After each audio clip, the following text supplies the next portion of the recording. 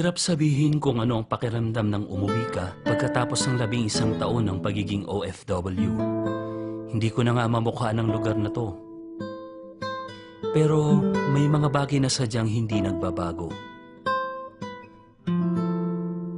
Para kang namatay, nabuhay, at napaglipasan ng panahon. Medyo nakakatuwa, pero syempre, nakakalungkot din.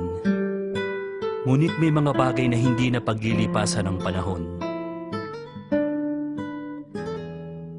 Nang bumalik ako sa Pilipinas, naalala ko yung masaya't simpleng pamumuhay kasama ng aking pamilya.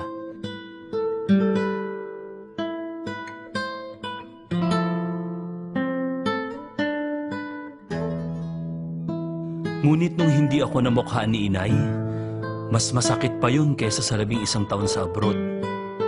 Alam mo kasi, nagka-Alzheimer si nanay nung nakarang taon. Nagalit ako sa sarili ko dahil hindi ako agad umuwi.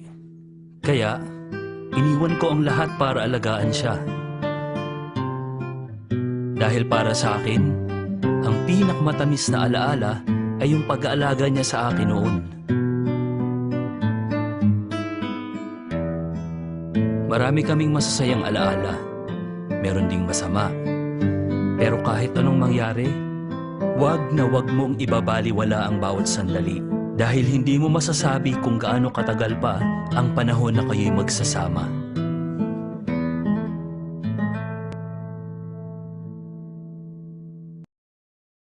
Sana'y di magmaliw ang dati kong araw nang munti pang bata sa piling ni nanay.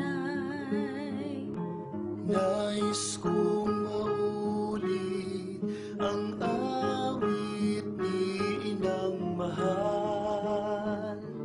Awit ng pag-ibig habang ako'y nasa duyan. Sa aking pagtulog na labis ang himbing, ang bantay ko'y tala, ang tanod ko'y bituin. Sa piling ni nanay, langit ay buhay. Puso kong may dusa sa